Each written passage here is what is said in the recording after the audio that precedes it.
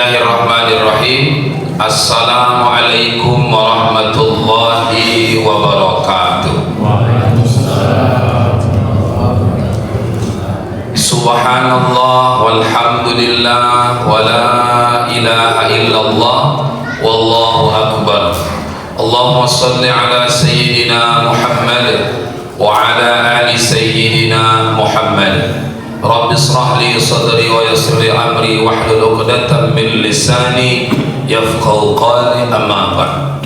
Qala Allah ta'ala fil Qur'anil Karim, Bismillahirrahmanirrahim.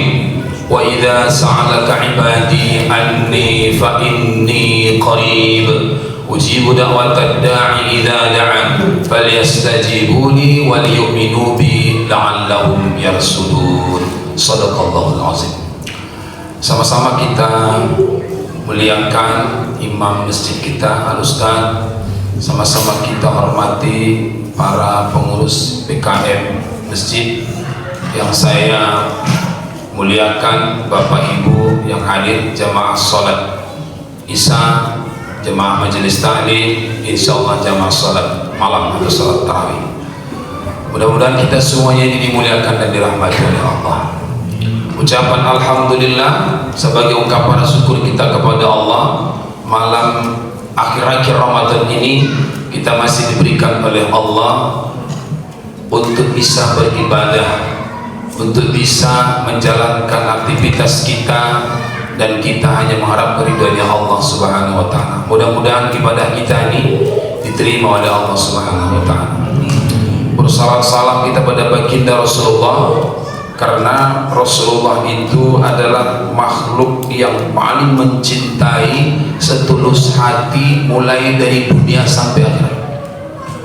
Kalau Rasul waktu di dunia pernah menyampaikan sama sahabatnya, aku rindu sama saudara-saudaraku. Sahabat bertanya, bukan kami saudaramu ya Rasulullah? Bukan, kamu itu sahabatku. Saudaraku adalah mereka yang tidak pernah melihatku dan tak pernah berjumpa, tapi mereka mengimani aku.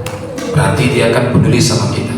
Cukupkah sampai situ? Tidak. Ternyata di sakaratul maut pun ingat juga kita. Saat malaikat Israil mencabut nyawa Rasul, lalu apa kata Nabi Muhammad? Wahai Israil, sedikit sakit ya melepaskan ruh ini. Sampaikanlah sama Allah, janganlah kau timpakan sakit ini kepada umatku, biar aku tanggung semuanya. Ingatnya, mau sakaratul maut pun ingat. Lalu Sayyidina Ali mendekatkan kupingnya, lalu Rasul mengatakan, ummati, ummati, ummati. Suami ingat kita nggak kira-kira? Lo mati, istri pak, apalagi ya, mungkin anak, belum tentu. Sampaikah di situ? Tidak sampai di situ. Sampai di akhirat, yaumil mahsyar. Nanti dicari-cari juga kita, ya kan? Mana umatku yang bersalah? Dicari-cari sama Rasulullah. Jadi wajarlah kita merindukan Rasulullah. Ada rezeki, bikinlah Bapak Ibu berziarah ke makam Rasulullah. Pergilah, kita ucapkan assalamualaikum ya Rasulullah, assalamualaikum ya Habibullah, assalamualaikum ya Safwatullah. Maka orang mengalir air matanya, terasa tidak terasa, connect hati kita dengan Rasulullah SAW. Karena Rasul mengatakan, siapa yang mencari aku imma hayatan aw maitan, apakah aku hidup atau sudah wafat dijarahi, nanti di yaumil mahsyar aku berikan dia syafaat. Jadi mudah-mudahan orang yang sudah haji, orang yang sudah umroh, dan yang belum, insya Allah dimudahkan oleh Allah Subhanahu wa taala. Bapak Ibu yang saya muliakan, ada tadi ayat yang saya sampaikan. Walaupun nanti kita akan melihat apa amalan di akhir Ramadan ini. Besok malam kan tanggal malam 21. Karena kalau tanggal 1 Ramadannya berarti besok malam, malam Jumat, malam 21. Ini malam 20. Tapi ada yang menarik dari ayat Al-Baqarah yang saya bacakan tadi. Wa idza sa'alaka ibadi anni fa inni qarib ujibu da'watad da'i idza da'an falyastajibuni wal yu'minu bi la'allahum yarsudun. Muhammad, kalau tanyakan tentang aku oleh umatmu, sampaikan kepada umatmu, anni fa inni, 2 kali. Anni aku, fa inni maka sungguhnya aku, qarib adalah dekat. Jadi rupanya Allah itu dekat sama kita. Mana bentuk kedekatan kita kepada Allah? Salah satunya adalah kalau mereka minta hamba kudaan, ku kasih. Jadi momennya saat ini Ramadan adalah banyak-banyak meminta sama Allah. Ternyata Allah itu kalau udah sering hambanya meminta-minta, maka Allah pun suka. Tapi kalau hamba meminta dengan hamba, manusia dengan manusia, makhluk dengan makhluk, orang gak suka. Tes bulan kita minta sama itu tetangga ibu, apa lauk kau di situ? Mintalah. Besok tanya apa lauk kau aja masih nanya lauk saja. Kau tak pernah kasih aku deh. Artinya kalau kita minta sama orang, sering-sering orang tidak suka. Tergantung orangnya. Apa maknanya? Ternyata kita bulan Ramadan ini hanya tinggal 11 hari lagi kurang lebih, atau 10 hari lagi kurang lebih, doa dimakbulkan oleh Allah. Maka kesempatan kali ini jangan kita sia-siakan, apalagi di akhir-akhir Ramadan. Maka akhir Ramadan itu di mana? 10 terakhir, mulai besok malam. Maka ada 4 amalan yang sangat-sangat harus kita lakukan di bulan suci Ramadan, di akhir Ramadan itu. Pertama adalah banyak sholat malam, sholat tahajud atau sholat malam. Makanya kalau di Saudi sholat malam itu 2 termin kalau 10 terakhir. Kalau dia malam Ramadan pertama sampai ke 20 itu sekali termin saja, habis isya sholat malam. Tapi kalau 10 malam terakhir, maka di situ 2 kali termin. Pertama habis sholat isya, nanti jam setengah 12 sampai ke jam setengah 2 baru termin kedua, sholat malam. Dan orang-orang lokal Saudi pun akan turun semuanya, dibawanya anaknya, istrinya nginap di hotel, ingin tahajud malam di Masjidil Haram. Inilah yang dilakukan Rasulullah, yang diamalkan orang-orang Saudi. 10 terakhir Rasulullah itu banyak sholat malam, dibangunkannya istri-istrinya. Jadi bapak pun bangunkan istri, Pak. Ya kan, dibangun, bangun, ya udah, yang penting bangunkan, sholawat di situ. Atau sebaliknya, istri membangunkan suami. Kenapa Bapak Ibu? Karena memang 10 hari Ramadan itu adalah turunnya Lailatul Qadar, ya kan? Inna anzalnahu fi Lailatul Qadar. Jadi sesungguhnya malam Lailatul Qadar lebih baik dari 1000 bulan. Tanazzalul malaikat rahmah, diturunkan malaikat untuk mengaminkan hamba-hamba Allah yang meminta kepada Allah, maka tembus malam itu. Maka saran saya, termasuk saya juga, ayo kita berkeluarga masing-masing hidupkan rumah untuk sholat malam. Kalau yang laki-laki silahkan ke masjid, makanya masjid 24 jam, jangan 24 jam. Mana tahu ada orang yang masuk kemari, masjid kan ada Bapak halaman masjid ini orang sholat malam, tapi ada masjid yang tidak 24 jam. Makanya kita dianjurkan, bahkan Rasul menguatkan ikat pinggangnya. Apa itu? Dia lebih banyak pada saat itu, banyaklah dia sholat malam, dibangunkan istri-istri. Ini malam-malam terakhir, boleh besok malam lah. Pak Ustaz capek, Pak Ustaz memang capek loh, Pak Ustaz lemas, memang lemas lah. Dunia memang tempat capek. Kalau di akhirat capeknya nggak bisa istirahat. Aduh capek kan, enak kali kata malaikat dihajarnya kita. Tapi kalau nanti di dunia ini capek bisa istirahat, memang dunia tempat capek. Akhirat itu Bapak Ibu cuma 2 aja konsekuensinya. Kalau nggak bahagia, sengsara. Mau pilih mana? Kalau bahagia surga, kalau sengsara neraka. Inilah yang pertama, kita banyakkanlah sholat malam atau sholat tahajud. Bangunkan keluarga kita. Istri kalau tak bangun suami, sholat di sebelahnya. Usolli Allahu Akbar. Biar itu baca dia bangun kan, kira-kira begitu. Tapi kalau niatnya salah pula, kuat-kuatkan bacaan sedikit, terbalik juga sama dengan suaminya. Inilah yang pertama. Yang kedua, ternyata apa amalan yang kedua? Banyak iktikaf di masjid. Itu yang laki-laki. Perempuan janganlah banyak berzikir di rumah. Nggak usah pikirkan kue lebaran, Bu. Nggak usah pikirkan kursi horden cat rumah, kenopi, nggak usah lagi lah. Kenapa? Karena Ramadan itu adalah mengajarkan untuk mengontrol hawa nafsu. Kenapa seminggu lagi mau lebaran, sibuk kali ku tengok. Berapa kue macam kau apa aja. Astagfirullahaladzim.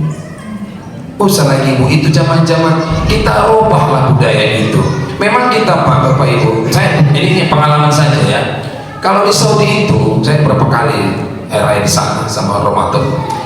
Itu sesudah Ramadan, orang itu 10 terakhir luar biasa padat. Banyak di masjid, hanya sekedar duduk tapi di masjid. Dia mulai sholat tarawih itu malam Isya, gak pulang-pulang. Kalau pulang pun hanya ada makanan bawa roti, habis itu ke kamar mandi, balik lagi tidur sebentar, main sholat malam lagi yang ke termin kedua. Nah, Idul Fitrinya gak ada baju lebaran, polisinya pun enak bisa minta foto laskarnya, mau dia. Tapi kalau nggak, oh jangan, dia tugas. Di situ orang banyak yang senyum. Kenapa? Seolah-olah dia beranggapan aku sudah menang. Ya kan? Kalau kita enggak, habis 10 terakhir ini 5 lagi, 3 lagi, udah tengok di jalan-jalan tuh beraneka sibuk tak menentu, tengok tak apa aja. Enggak, di mana dia mengakan hawa nafsu itu, di mana mengontrol hawa nafsu di mana gitu. Padahal Ramadan itu adalah mengontrol hawa nafsu. Memang betul perempuan banyak kali keinginannya.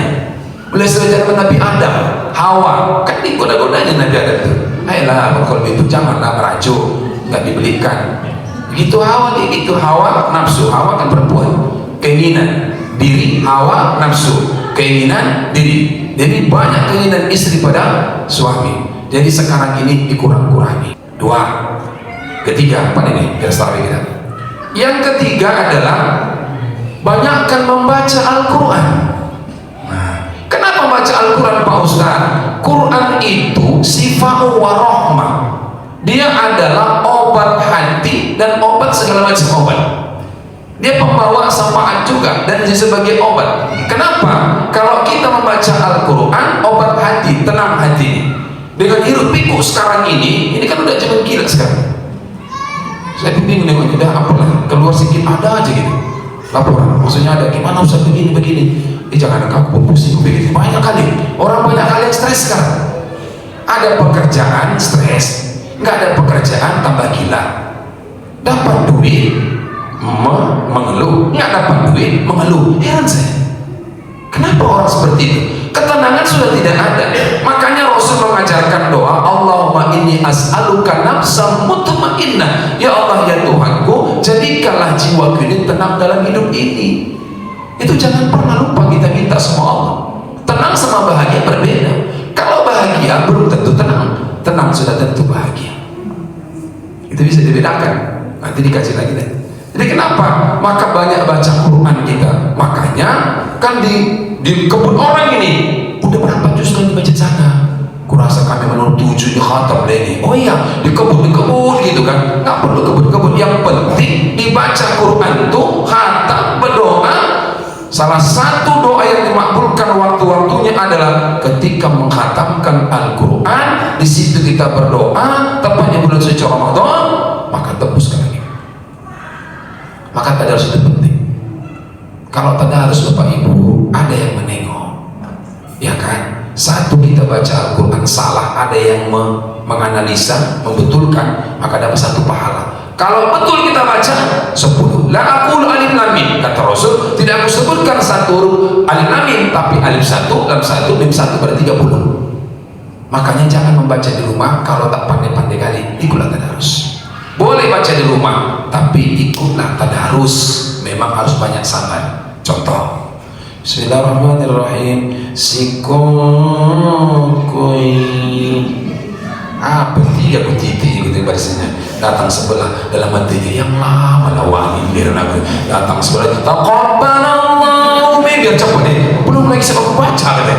Memang begitulah fenomena kalau baca Quran, ada senang-senangnya, ada cerita-ceritanya. Maksudnya ada bahan-bahan cerita untuk kita ini mengenang baca Quran itu. Kita ambil santai saja, jangan dibawa ke hati.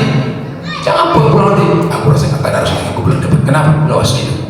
Masa giliran yang lamaan. Lamaan itu, aku rasa dia mau salah ikut. Justru dia yang tidak bisa ikut baca Quran, yang menyimak itu besar pahalanya.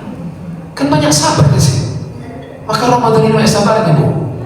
Nah, yang terakhir, ini kaji-kaji yang ini aja, amalan saja. Yang terakhir tadi kan sholat malam, bangunkan keluarga, ya kan. Kedua, itikaf lah yang laki-laki, nggak apa-apa, jangan di kantor itikaf, di ruangan pasang AC tiduran, yang HP, yang usah sini aja masjid. Kalau nggak ada kerjaan lagi pulang, itikaf di masjid. Makanya banyak masjid-masjid ada malam itikaf ya Pak. Kalau Baitur Rahman ada itu, giliranku malam 23, nah itu zikir, muhasabah, malamnya sampai sahur, sampai majelis ta'lim, sampai kita sholat subuh, baru lagi istirahat setelah duha. Wah, luar biasa. Fala junah alaih, nggak ada dosanya lagi. Saya nggak tahu kalau di sini ada program itu ya. Jadi Bapak Ibu dimuliakan Allah, itulah yang ketiga. Yang terakhir, apa yang terakhir? Agak ditingkatkan volume sedekah, ya kan? Kenapa ditingkatkan Pak Ustadz? Karena kita ada kebiasaan, tapi kebiasaan baik. Hari raya itu orang banyak menangis. Ada dua kategori menangis. Pertama, tidak ada baju lebaran anaknya, orang susah-susah. Yang kedua, memang dia menangis nggak seberapa ibadah yang dilakukannya saat Ramadan itu. Kalau ini disebut itu saya itu banyak nangis, bukan mikirkan materi, enggak. Ya Allah, nggak ada ibadahku gitu. Banyak begitu gitu. Jadi kita pun sebenarnya banyakkan sedekah. Kenapa banyakkan sedekah? Sedekah itu adalah melembutkan hati, menyadari diri kita bahwa semua yang kita miliki adalah miliknya Allah, bukan milik kita. Makanya kan seperti saya bilang, inna lillah wa inna ilaihi raji'un. Datang dari Allah, kembali kepada Allah. Bagaimana dia caranya? Berbagi. Didorong oleh Rasulullah motivasinya. Siapa yang bersedekah kepada orang yang berpuasa, pahala orang berpuasa itu pindah ke orang yang bersedekah tanpa mengurangi yang berpuasa yang disedekahkan. Itu di mana dapat pahalanya? Hanya di bulan Ramadan. Coba ibu nanti ada Idul Fitri lah bersedekah, mana dapat pahala itu? Maka banyaklah orang, bahkan wajar dan pantaslah la'allakum tattaqun, habis Ramadan insya Allah dia dapatkan. Akhirnya saat itu dia meninggal dunia, ya Allah insya Allah husnul khotimah. Kesimpulannya, di akhir Ramadan ini jangan kita tergiur dengan Idul Fitri, jangan disibukkan dengan pernak-perniknya. Udahlah, inilah kaji kita. Pertama, banyaklah sholat malam di akhir Ramadan, banyaklah kita itikaf di masjid, lalu kita membaca Quran semampu kita, lalu kita yang terakhir adalah banyakkan sedekah. Sedekah itu adalah menenteramkan hati dan membuat amal jariah di kemudian hari. Terima kasih kepada kita semuanya. Saya mohon maaf karena ini awal, ini akhir, habis ada waktu dah. Ini kan, jadi saya mohon maaf ya atas segala kekurangan kehilapan. Insyaallah kita akan bertemu. Tak tahu tak kapan lagi bertemu, yang penting mudah-mudahan kita ketemu lagi. Terima kasih. Bila taufik wal hidayah. Assalamualaikum warahmatullahi wabarakatuh.